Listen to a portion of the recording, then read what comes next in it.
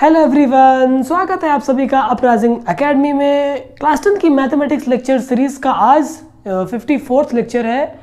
हम लोगों ने पिछले लेक्चर में डिस्कस करे थे आपसे कुछ एग्जांपल्स, कुछ क्वेश्चंस जो कि एनसीईआरटी से थे और मधुर गुप्ता से थे। मैंने एक्सरसाइज 5.3 के कुछ क्वेश्चंस बताए थे और 2 क्वेश्चन शायद मधुर गुप्ता से बताए थे, है ना। इस लेक्चर की शुरुआत हम ऐसे ही कुछ इंटरेस्टिंग क्वेश्चन से करने वाले हैं जो एनसीईआरटी एक्सरसाइज 5.3 से है। इस एक्सरसाइज के मैं आज 4 क्वेश्चंस बताने वाला हूं और इन चारों क्वेश्चंस की हेल्प से ये एक्सरसाइज ख़त्म हो जाएगी, है ना। तो विदाउट एनी टाइम वेस्ट हम ये सेशन शुरू करते हैं। बहुत ही इंपॉर्टेंट होने वाला है आपके लिए लेक्चर। अगर आप लोग ध्यान से इसको देख लेंगे तो किसी भी समांतर श्रेणी के जो सम से रिलेटेड क्वेश्चंस हैं, जो उनके इन पदों के योग से रिलेटेड सवाल है, आप लोग बहुत ही आसानी से कर लोगे, है ना। तो बने रहिए मेरे साथ इस इंफॉर्मेटिव लेक्चर में। हम लोग चलते हैं एनसीईआरटी एक्सरसाइज 5.3 के क्वेश्चन नंबर 16 पे। Okay, starting with the first question. Question क्या कह रहा है?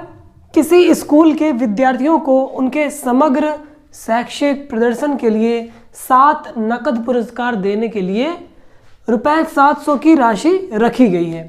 समग्र शैक्षिक प्रदर्शन का मतलब कि कुछ स्टूडेंट्स हैं, उन्होंने एक ग्रुप बनाया है और उस ग्रुप में उन सभी ने मिलकर परफॉर्म किया है, कोई क्विज वगैरह रही होगी। तो टोटल उन्हें 7 पुरस्कार दिए जाने हैं और उन 7 पुरस्कारों को हम लोगों ने 700 रुपये खर्चा किया इतने पुरस्कार देने के लिए, है ना। तो यदि प्रत्येक पुरस्कार अपने से ठीक पहले पुरस्कार से 20 कम है, अब क्या कह रहा है कि एक बंदे को कुछ रुपए दे दिए गए, तो उसके बाद वाले बंदे को जब रुपए दिए जाएंगे तो वो कम करके दिए जाएंगे। कितने कम? 20 रुपए कम करके। तो प्रत्येक पुरस्कार का मान ज्ञात कीजिए। हमें ये पता लगाना है कि प्रत्येक पुरस्कार जो दिया गया है वो कितने कितने रुपए दिया गया है। 700 रुपए को हमें 7 भागों में बांटना है और प्रत्येक भाग में जो पहला रहेगा उससे जब दूसरे में जाएंगे तो 20 कम हो जाएगा, दूसरे से तीसरे में जाएंगे तो वापस 20 कम हो जाएगा। तो इस डाटा को पहले एनालाइज करते हैं हम लोग अपने समांतर श्रेणी की दृष्टि से, है ना। सॉल्यूशन, हमें 7 दिया गया है। ये क्या है? n नंबर ऑफ टर्म्स, है ना, नंबर ऑफ पुरस्कार यही दिया हुआ है ना। तो दिया है n बराबर 7 दिया गया है और कुल पुरस्कार कितने रुपए का है? 700 रुपए का। मतलब जितने भी 7 पद बनेंगे उन सभी को हम लोग जोड़ेंगे तो वो आएगा 700 के बराबर, है ना। और तो SN क्या दिया हुआ है? 700। और 20 रुपए की कमी हो रही है लगातार। 20 की यहाँ कमी, फर्स्ट से सेकंड जाने में, सेकंड से थर्ड जाने में वापस -20 करेंगे, वापस -20। तो सर्वांतर अपना क्या आ रहा है? -20। आपको नंबर ऑफ टर्म्स दे दिया गया, सम दे दिया गया, कॉमन डिफरेंस दे दिया गया। आपसे क्या पूछ रहा है? प्रत्येक पुरस्कार, मतलब अपने को सिर्फ समांतर श्रेणी बनानी है। अब समांतर श्रेणी बनाने के लिए अपने को 3 चीज़ें चाहिए होती हैं, प्रथम पद और सर्वांतर, और उसमें कितने पद हैं। सर्वांतर पता है, कितने पद हैं ये भी पता है। अब हम लोग प्रथम पद निकाल लेते हैं। कौन से फॉर्मूले से? SN बराबर n/2 2a plus n-1 into d। इस वाले फॉर्मूले का इस्तेमाल कर देंगे तो a की वैल्यू आराम से निकल आएगी। SN बराबर कितना है? 700। n अपना कितना है? 7 डिवाइडेड बाई 2। a की वैल्यू नहीं पता है, n-1 तो 7 - 1 इंटू d की वैल्यू है -20। ओके, अगर हम इस 7 को इधर लेते आए या हम लोग ऐसे बोले कि दोनों पक्षों में 7 से भाग दे दें, तब यहाँ पे 7 से भाग देने में ये 700 को 7 से भाग दोगे तो 100 आ जाएगा। यहाँ से 7 चले जाएगा तो 1/2 आ गया। ये 2a प्लस 7 में से 1 चला जाएगा, 6 का मल्टीप्लाई 20 में 120, वो भी माइनस का है तो इसको भी माइनस कर देगा। ओके, -120 इतना आ गया। अब हम लोग इस ब्रैकेट से 2 कॉमन लें तो बाहर वाले 2 को कैंसिल कर देगा, है ना। तो अपने पास रिजल्ट क्या बचेगा? 100 इज इक्वल टू, यहाँ से 2 चले गया, इसको कैंसिल कर दिया, a बचा माइनस यहाँ पे 60 बचा। तो अब 60 को उधर पक्षांतर कर दो तो a बराबर 160। इतना आपके पास आ गया। a बराबर 160 मतलब पहला पद क्या है? 160 है और हमें सातों पुरस्कार के बारे में पता लगाना है। पहला पद 160 हो गया और हर एक पद में 20 की कमी हो रही है ना। तो प्रथम पुरस्कार, मैंने यहाँ पे लैंग्वेजेस नहीं लिखी है काफ़ी, वो आपको अंडरस्टूड है। प्रथम पुरस्कार प्रथम पद हो जाएगा, है ना। ये कितने के बराबर है? 160 के। द्वितीय पुरस्कार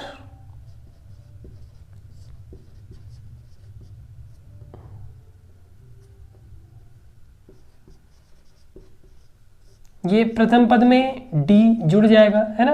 प्रथम पद है 160, d क्या है -20, दैट मीन्स 140। इसी तरह सेकंड हो गया। अब थर्ड, तीसरा पुरस्कार निकालोगे तो 20 और कम हो जाएगा, 120। चौथे में 20 और कम हो जाएगा, 100। और पांचवा, इसमें 20 और कम हो जाएगा, 80। छठवा, इसमें और 20 कम हो जाएगा, 60। और सातवां अंत में 40, है ना। ऐसे हमें सबसे पहला 160, 140, 120, 100, 80, 60 एंड 40, ऐसे हमने सातों पुरस्कार निकालने हैं, है ना। यही तो अपने से पूछा गया है कि तो प्रत्येक पुरस्कार ज्ञात करना है। ये हो गया। अब अगर आप इसकी समांतर श्रेणी बनाना चाहेंगे तो कैसे बनेगी? सबसे पहले 160, फिर कॉमा 140, कॉमा 120, 100, 80, 60, 40, है ना। That will be our solution. ऐसे हम लोग को इसको सॉल्व करना है। आपको ध्यान कहाँ पे करना था? 7 जो दिया है वो नंबर ऑफ टर्म्स दिया हुआ है, और 700 जो दिया हुआ है वो सम ऑफ n टर्म्स दिया हुआ है ना। 7 पदों का योग 700 दिया हुआ है, और टोटल पद कितने हैं श्रेणी में? 7। सर्वांतर है अपना -20। आराम से ये आपका हो गया, है ना। तो ये था 16 क्वेश्चन। अब हम लोग चलते हैं नेक्स्ट क्वेश्चन पे। क्वेश्चन नंबर 19 अब आप लोग के सामने है। क्वेश्चन नंबर 18 मैं इस क्वेश्चन के बाद बताऊंगा, ओके। कोई स्पेशल रीज़न नहीं है, बट मैं इसके बाद बताऊंगा क्वेश्चन नंबर 18, ओके। पहले हम लोग इसको डिस्कस कर लेते हैं। 200 लट्ठों, इनको बोलते हैं लॉग्स, मतलब लकड़ी के टुकड़े, जो लकड़ी के अगर आपने पेड़ काटे तो जो टुकड़े निकलते हैं उनकी बात हो रही है यहाँ पे। उनको एक ढेरी के रूप में इस प्रकार रखा जाता है कि सबसे नीचे वाली लाइन में 20 लट्ठे हों, है ना। पहले मान लो आपने लट्ठों को ज़मीन पे ऐसे लेटा दिया और एक के बगल एक लेटाया तो टोटल 20 लट्ठे आ गए। उसके बाद अगली पंक्ति, जो इन लट्ठों के ऊपर से एक और पंक्ति लगेगी, तो जाहिर सी बात है एक लास्ट में कम हो जाएगा, है ना। क्योंकि मान लीजिए आपने ऐसे सबको ऐसे ऐसे लेटा दिया, ओके। ये टोटल कहाँ तक? 20 तक। अब अगर आप अगली लकड़ी रखेंगे तो वो इसके ऊपर तो रखेंगे नहीं, है ना। वो या तो इधर खिसक के गिर जाएगी या तो इधर खिसक के गिर जाएगी। लेकिन आपको लट्ठे पंक्ति में ही रखना है ताकि वो अपने पुराने वाले लकड़ी के ऊपर ही टंगे रहें, है ना। इसके इन दोनों के बीच में आपको रखना पड़ेगा, यहाँ पे। फिर दूसरा यहाँ पे आएगा, फिर यहाँ पे आएगा, फिर यहाँ पे। तो ऐसे चलते चले जाओगे तो जब आप फर्स्ट लाइन के बाद सेकेंड लाइन बनाओगे तो ऑटोमेटिक एक लकड़ी कम हो जाएगी, है ना। वही यहाँ पे कह रहा है, ओके। उसके बाद 19, फिर उसके बाद वाले में 18, फिर 17, 16, ऐसे होते चले जाएगा। तो आपसे पूछ रहा है कि ये 20 लट्ठे कितनी पंक्ति में रखे जा सकते हैं? एक ऊपर एक अगर लाइन बनाते चले जाओ तो टोटल कितनी लाइन फॉर्म करेंगी, ये पूछ रहा है। और सबसे ऊपर वाली पंक्ति में कितने लट्ठे हैं ये भी आपको बताना है, ओके। चलो करते हैं इस क्वेश्चन को।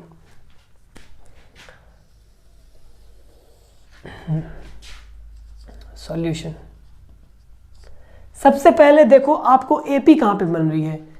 पहली पंक्ति में 20 लट्ठे, दूसरी पंक्ति में 19 और तीसरी पंक्ति में 18, है ना। अतः क्या लिखूं? प्रत्येक पंक्ति में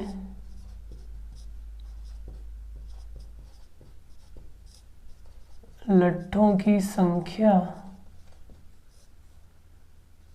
उसके पहले वाली पंक्ति से एक कम है ना। अतः एपी अपनी क्या बनेगी? सबसे पहले 20, फिर एक कम हो जाएगा 19, फिर एक कम हो जाएगा 18 और ऐसे ही होते चला जाएगा, है ना।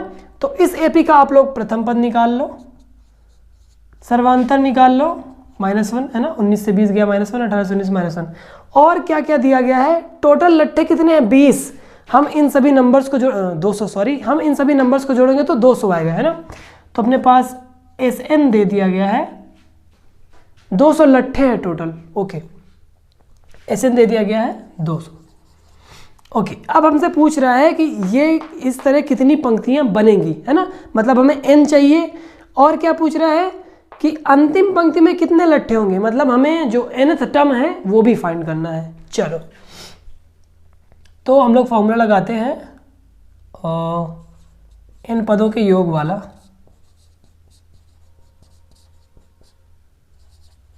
SN बराबर क्या होता है, n/2 2a plus n-1 into D. SN अपने पास 200 पहले से पता है, तो इसको बराबर 200 के कर देते हैं। So this will imply n नहीं पता, 2a 2 टाइम्स 20, n कितना है नहीं पता, d कितना है -1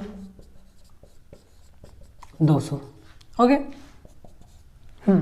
अब हम लोग इसका मल्टीप्लाई करते हैं और 1 को खोल देते हैं। पहले मैं 2 को उधर ले जाता हूँ, तो n 2 into 20 will be 40 plus -1 का अंदर मल्टीप्लाई कर दोगे तो ये माइनस का n हो जाएगा और प्लस का 1 हो जाएगा। ओके, बराबर हो जाएगा 2 का गुणा 200 में 400, है ना। चलो, इस n को अंदर मल्टीप्लाई कर दो, n का जब 40 से मल्टीप्लाई होगा, 40 पहले 41 से जुड़ेगा तो 41 हो जाएगा, 41 का जब n से मल्टीप्लाई होगा तो 41 टाइम्स n माइनस n का n से मल्टीप्लाई होगा तो n², है ना, इक्वल्स 400। हम लोग 400 को इधर लाते हैं, चाहे इन दोनों को हम लोग उधर ले जाते हैं, तब क्या बनेगा एक्सप्रेशन देखो, n² - 40n + 400 = 0। ये अपने पास एक द्विघात समीकरण मिल गया। इस द्विघात समीकरण को अब हमें सॉल्व करना है, तो सॉल्व करने के लिए वही करेंगे, सबसे पहले इसका और इसका गुणनफल निकालेंगे तो पॉजिटिव का 400 आएगा और ये बीच वाला टर्म हमारा निगेटिव है, तो इसका मतलब 41 को जब तोड़ेंगे तो वो अपने से छोटे दो नंबर्स में टूटेगा जिनका योग 41 होगा और गुणनफल 400 होगा। तो इसके लिए हम लोगों को 400 के गुणनखंड करने पड़ेंगे। 400 टूटेगा पहले 4 गुणे 100 में, है ना। 4 को हम लोग 2 गुणे 2 लिखेंगे, 100 को हम लोग 10 गुणे 10 लिखेंगे। अभी भी काम नहीं बनेगा, हमें इसको और आगे तोड़ना पड़ेगा। तो 2 गुणे 2 गुणे 10 को हम लोग लिखेंगे 2 गुणे 5 और इस 10 को लिखेंगे 2 गुणे 5। अब ये फैक्टराइज हो चुका है। ओके, 5 × 5 = 25, 2 दूनी 4 दूनी 8 दूनी 16, 25 और 16 जोड़ोगे तो 41 हो गया काम। तो मैं इसको मिटा के यही लिखता हूँ, चलो n² - 25x - 16x + 400, है ना। 25 16 जुड़ के 41 हो जाएगा और गुणा करके 400 हो जाएगा। चलो, x मैं लिखे दे रहा हूँ, n है ये n। हम लोगों ने n कॉमन ले लिया, n - 25 -16 कॉमन ले लेंगे तो n - 25, ये बनी बात है। तो दिस विल इम्प्लाई n - 25 एक ब्रैकेट में, n - 16 दूसरे ब्रैकेट में इक्वल 0।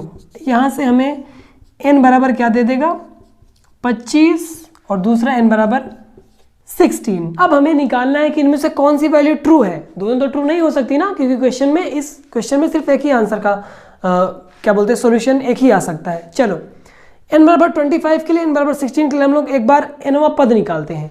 ओके, तो an बराबर अपने पास फॉर्मूला होता है a + n - 1 into D. n बराबर 25 रखो इसमें एक बार, तो क्या आएगा a 25, a अपना 20 है, 25 - 1, d कितना है अपना, आई थिंक -1 था ना, यस d -1 है। तो ये कितना आ जाएगा 20 प्लस 25 में से 1 चले जाएगा 24 और 24 को -1 में गुणा करोगे तो -24, ये बराबर हो जाएगा -4 के a 25। क्या ये ऑप्शन सही है? -4 लट्ठे कभी देखे हैं क्या? -4 लकड़ियों की संख्या कभी नहीं हो सकती ना, तो ये ऑप्शन डिस्कार्डेड है अपना। n बराबर 16 रख के भी एक बार देख लेते हैं आपकी तसल्ली के लिए। तो a 16 हो जाएगा a + 16 - 1 इंटू -1, a की जगह यहाँ मैं 20 भी लिख देता हूँ लगे हाथ। ओके, तो ये हो जाएगा 20 माइनस 16 में से गए 15, 15 एकम 15, 5 लट्टों की संख्या हो सकती है ना, पॉजिटिव नंबर हम लोग ले सकते हैं, तो इसलिए 25 जो है वो कैंसिल आउट हो गया और n बराबर 16 हो गया। हमें यहाँ से nवां पद भी मिल गया ना, 16वां पद भी मिल गया। अतः कुल पंक्तियां कितनी होंगी, जितने n है, कुल पंक्तियां बराबर 16 है ना, और अंतिम पंक्ति में टोटल लट्ठे कितने आएंगे, 5। ये है अपना आंसर, ऐसे इसको सॉल्व करना है ना। ओके, आई गेस आपको ये क्वेश्चन समझ में आ गया होगा, नहीं आया तो रिवाइज कर लो और कोई डाउट है तो मुझसे पूछ लेना कमेंट्स में। अब हम लोग चलते हैं अपने नेक्स्ट क्वेश्चन, प्रीवियस क्वेश्चन पे, क्वेश्चन नंबर 18 पे, और देखते हैं उसको कैसे सॉल्व करना है। क्वेश्चन नंबर 18 अब हम लोग करते हैं। यह क्वेश्चन रिलेटेड है एक 2D फिगर से जिसका नाम है स्पाइरल यानी कि सर्पिल। केंद्र ए से प्रारंभ करते हुए बारी बारी ए और बी को लेते हुए हमने एक पॉइंट चूज किया ए, उसको केंद्र एक बार माना और फिर दोबारा बी को केंद्र माना और त्रिज्या 0.5, 1, 1.5, 2 सेंटीमीटर के, और इसी तरह आगे बढ़ते जाएगा है ना, 0.5, 5, 5, 5 ऐसे बढ़ते चले जाएगा, तो हमें अलग अलग त्रिज्याएं मिल जाएंगी। इन त्रिज्याओं से हमें क्या करना है, उत्तरोत्तर मतलब एक के बाद एक अर्धवृत्त को खींचकर एक सर्पिल बनाना है। सर्पिल कैसे बनता है, लगातार 2 पॉइंट्स उठा लो, उन दोनों पॉइंट्स में इंटरचेंज करते रहो और त्रिज्या बदलते रहो। मान लो एक पॉइंट, एक ऐसी लाइन होती है, सीधी नहीं बनी कोई बात नहीं, इस लाइन में एक पॉइंट होता है ए और एक पॉइंट होता है बी।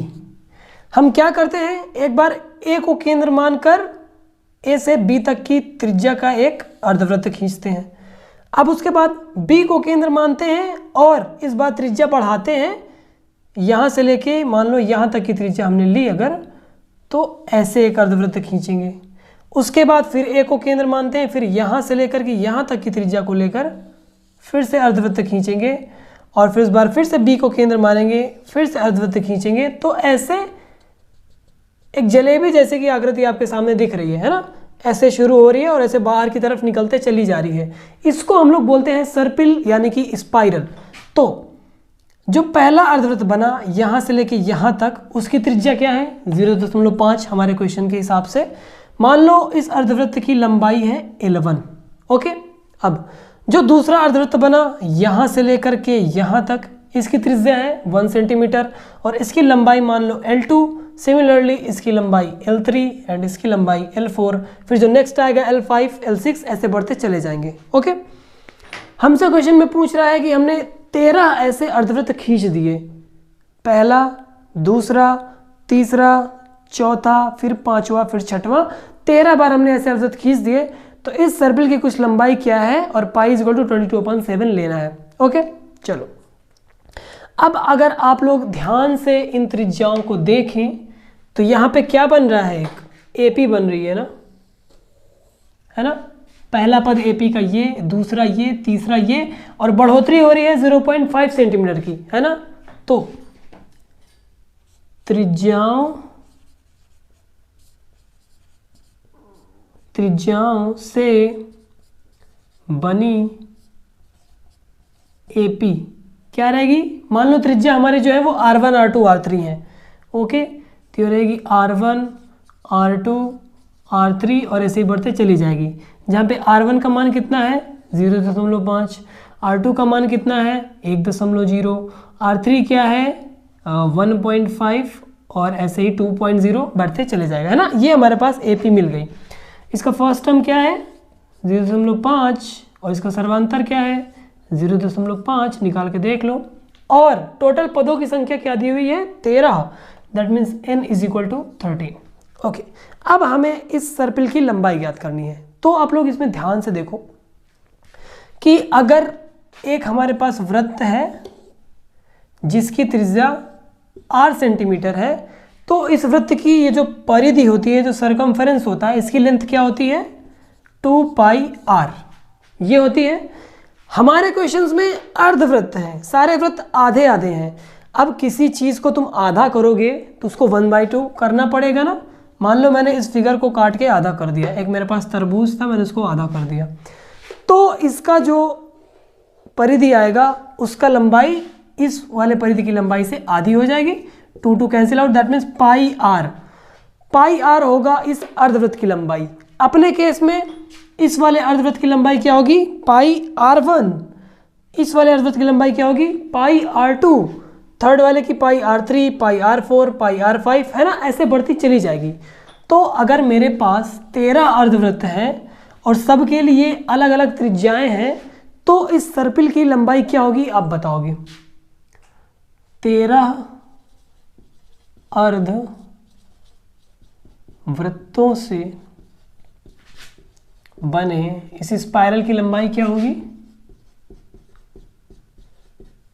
सर्पिल की लंबाई, सारी लंबाइयां जुड़ जाएंगी ना। पाई r1 ये पहले अर्धवृत्त की लंबाई, प्लस पाई r2 ये दूसरे अर्धवृत्त की लंबाई, प्लस पाई r3 ये तीसरे अर्धवृत्त की लंबाई, और ऐसे जुड़ते चली जाएगी। ये है ना। अब इस सारी नंबर्स में से हम लोगों ने पाई को कॉमन ले लिया, तो अपने पास बचा क्या? r1, r2, r3 and so on. हमें r1, r2, r3 पता है, रिप्लेस कर दो। पाई 0.5, 1.0 और 1.5, 2.0 एंड सो ऑन।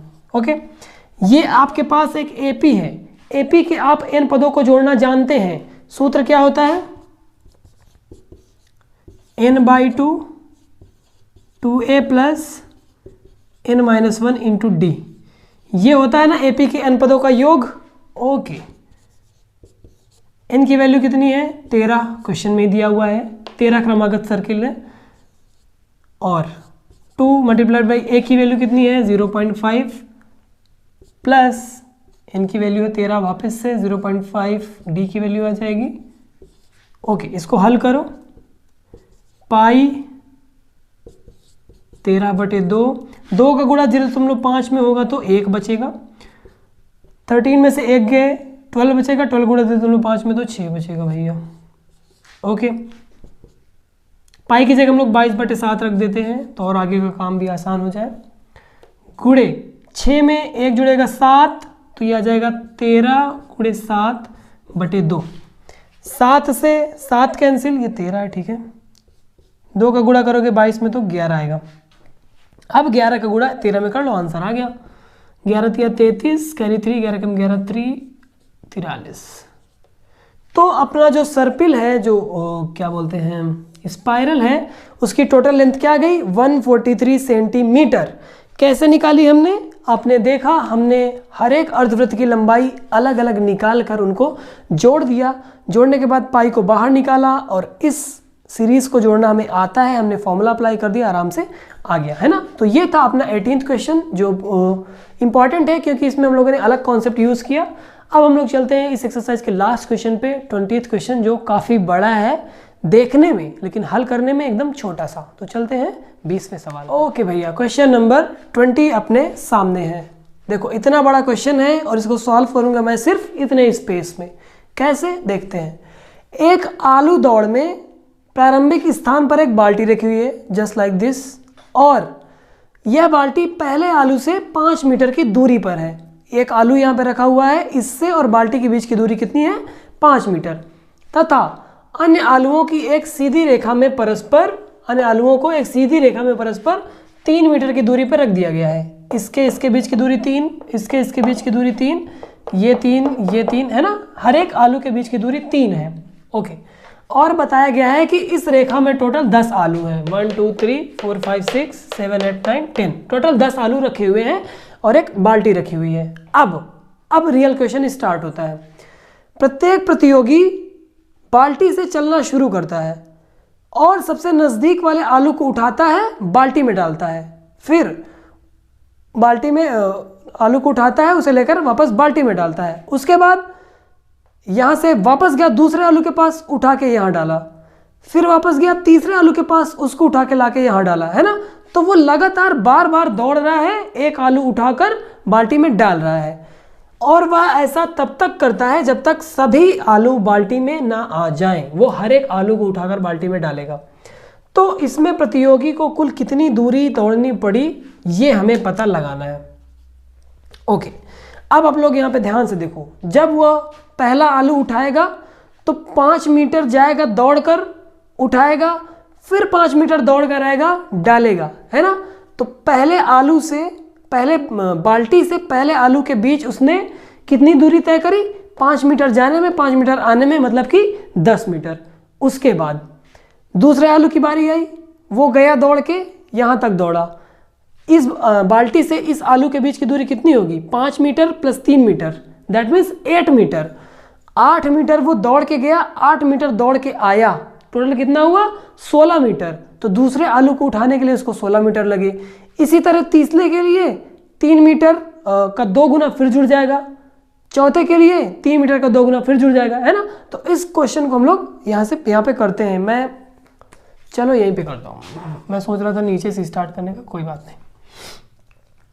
तो हमें बाल्टी से सबसे पहला आलू जो है उसको उठाने के लिए कितनी दूरी तय करनी पड़ेगी? सबसे पहला आलू उठाने के लिए दौड़ी गई दूरी बताया मैंने आपको। यहां से यहां तक 5 मीटर है, उठाया, उठा के वापस बाल्टी में डाला ना, तो 10 मीटर हो गया, 10 मीटर।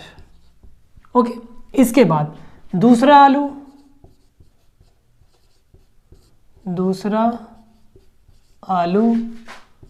एक्चुअली उठाने नहीं, उठाकर बाल्टी में डालने के लिए होना चाहिए।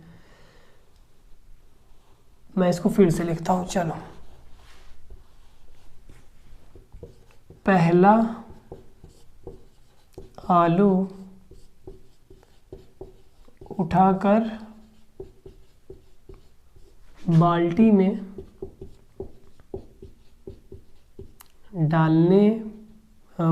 डालने के लिए